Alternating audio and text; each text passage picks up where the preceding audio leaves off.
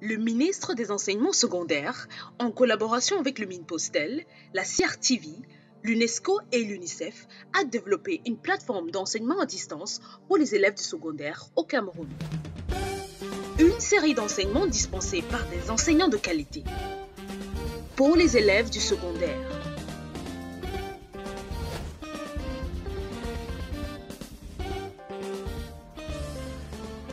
Apprendre n'a jamais été aussi simple avec l'enseignement à distance.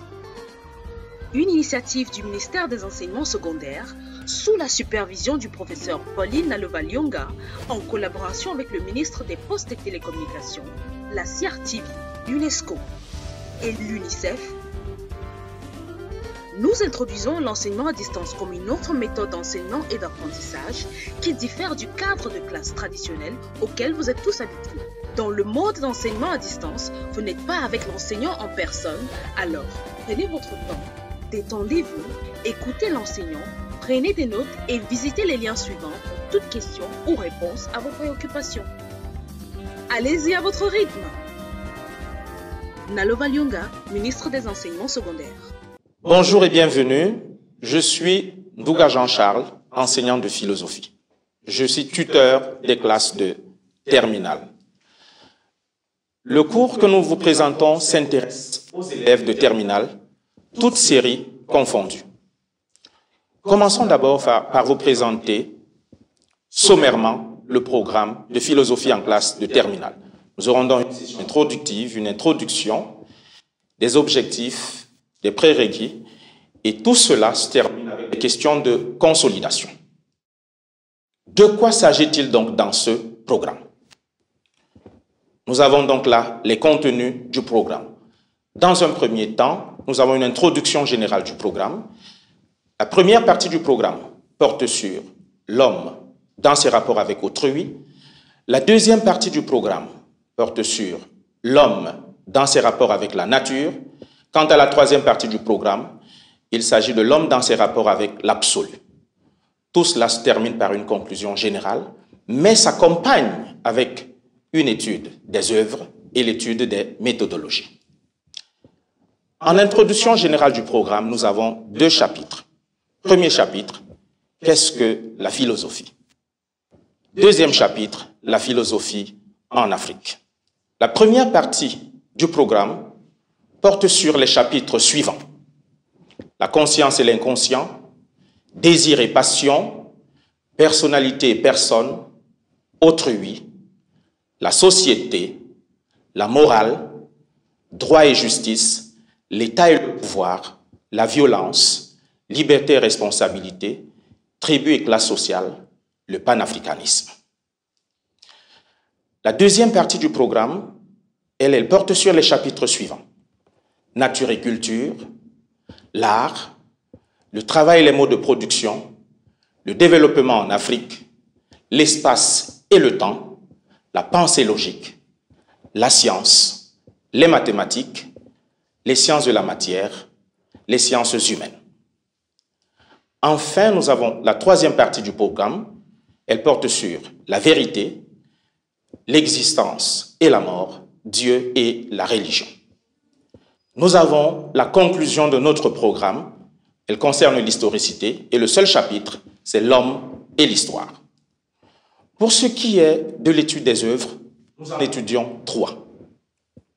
D'abord, l'œuvre de Platon intitulée Apologie de Socrate, l'œuvre d'Ebenezer Njomole intitulée De la médiocrité à l'excellence, l'œuvre de Marcien Toa, Essai sur la problématique philosophique dans l'Afrique actuelle. Nous avons deux méthodologies. La méthodologie de la dissertation philosophique, la méthodologie du commentaire de texte philosophique. Alors, quels sont les objectifs de l'enseignement de la philosophie en classe de terminale? Nous avons 4 objectifs.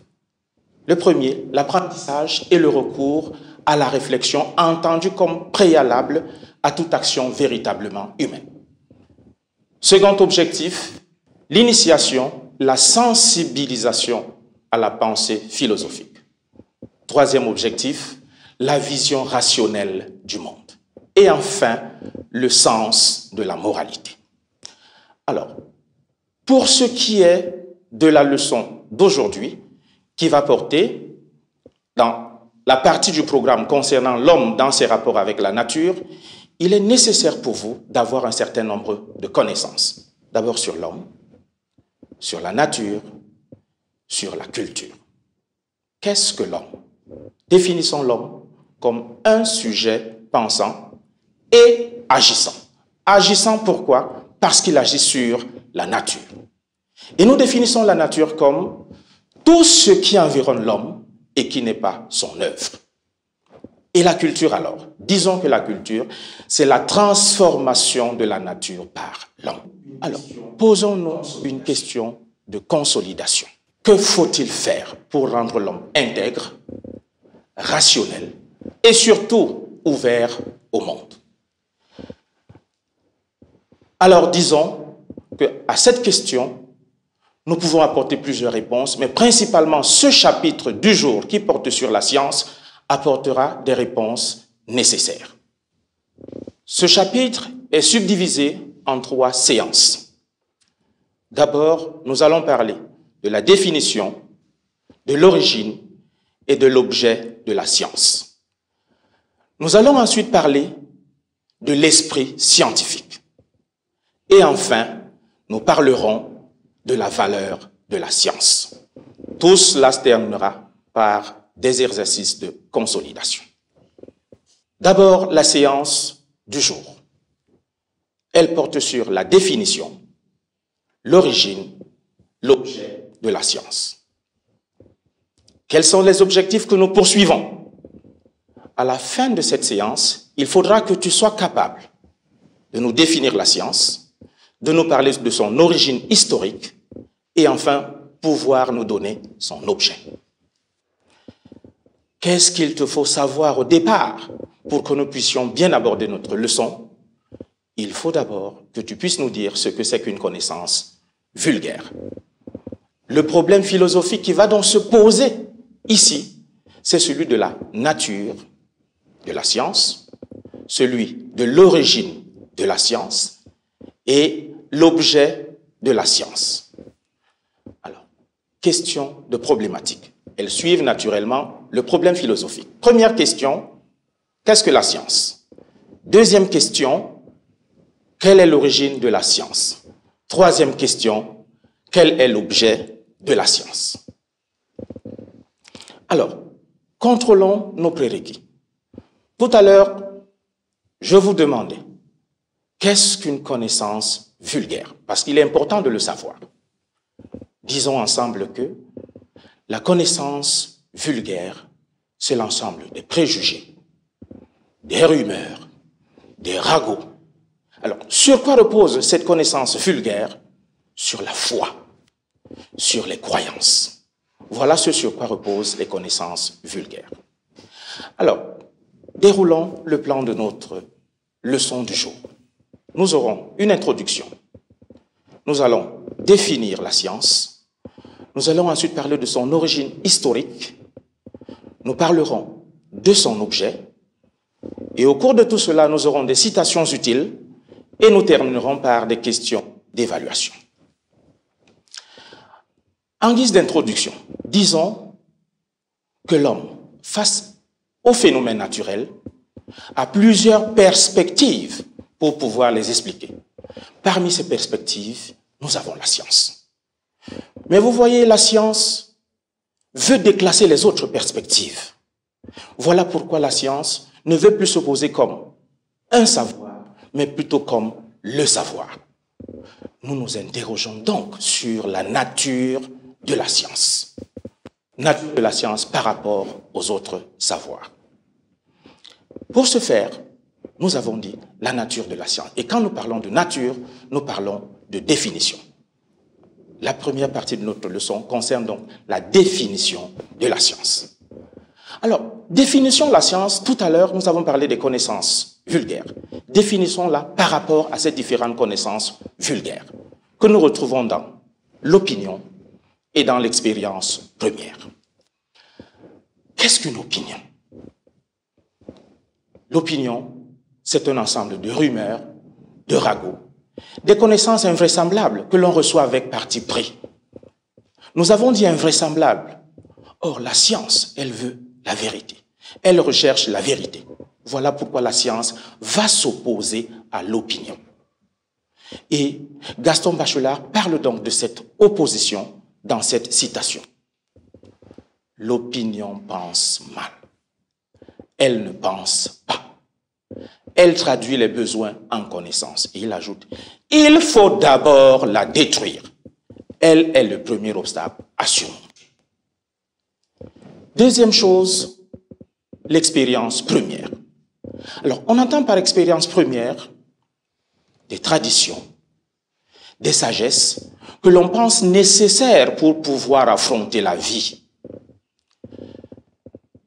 Ces traditions, nous le savons par rapport à toutes nos traditions, dès l'origine sont figées, statiques. Voilà pourquoi la science va s'opposer à l'expérience première. Et c'est toujours Gaston Bachelard qui le dit si bien. L'esprit scientifique doit se former contre la nature, contre ce qui est en nous et hors de nous.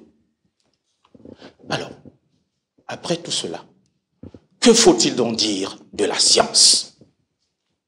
Définissons donc la science comme une discipline rationnelle, cohérente, dont le but est d'expliquer les phénomènes naturels de manière expérimentale. Oui. Pour la science, il faut tout expérimenter. La deuxième chose dont nous allons parler, nous l'avons annoncé, c'est l'origine de la science, l'origine historique de la science. Alors nous allons le faire en nous référant à deux choses. D'abord, la loi des trois États.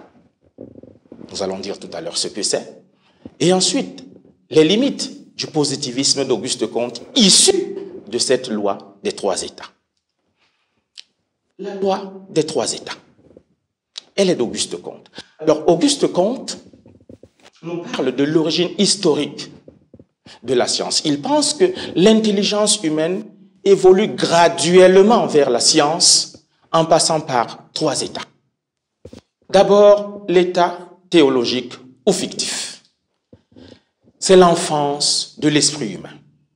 Au cours de cet état, l'esprit humain se rapporte aux divinités pour expliquer les phénomènes naturels. Ceux-ci sont donc expliqués comme les caprices des dieux. Ainsi, par exemple, le vent qui souffle est un caprice du dieu Éole. Lorsque le dieu Éole est content, il nous envoie un vent doux, et lorsqu'il est fâché, il nous envoie une tempête.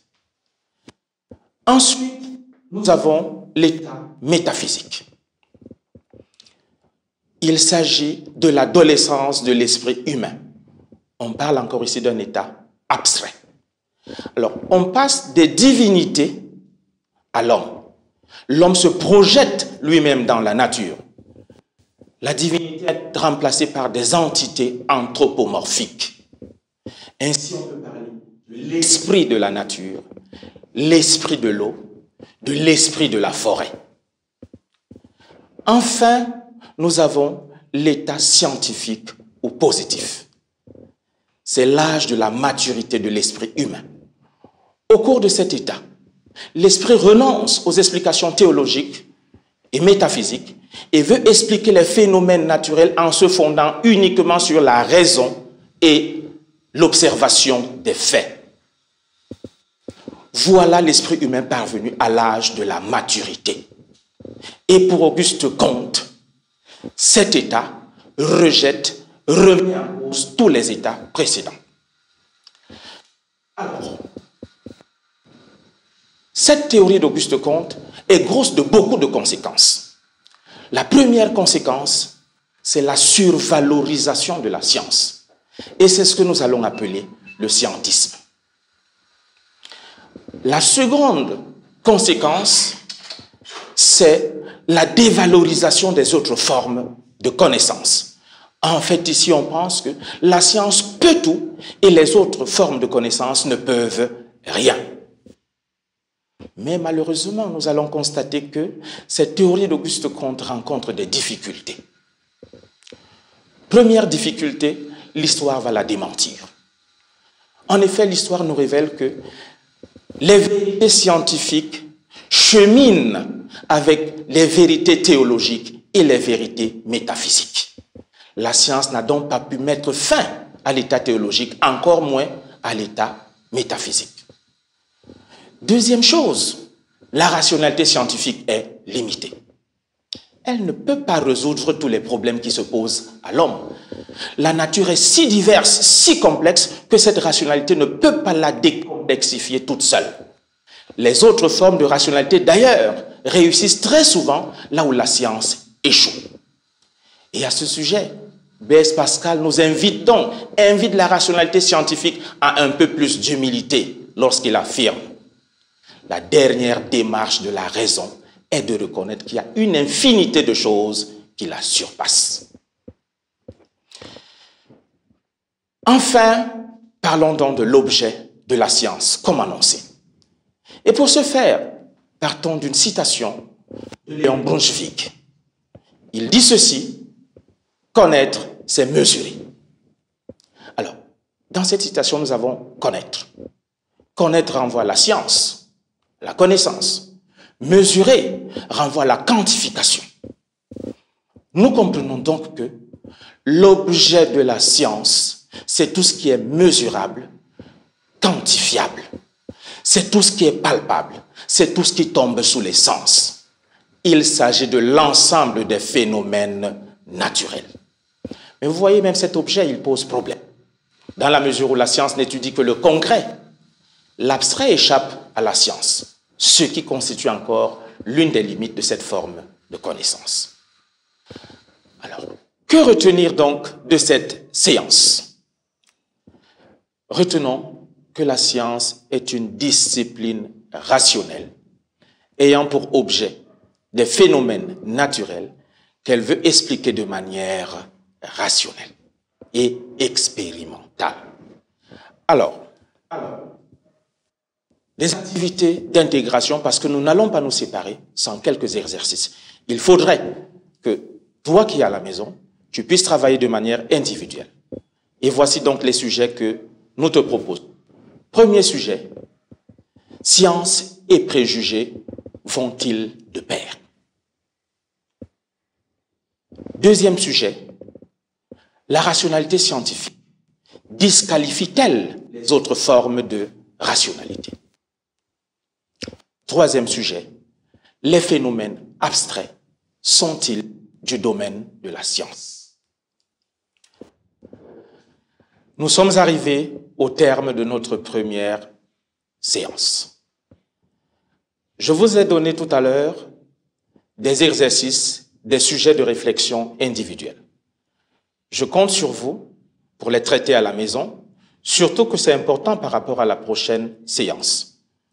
Nous allons le faire en termes de rappel et la prochaine séance portera donc sur l'esprit scientifique.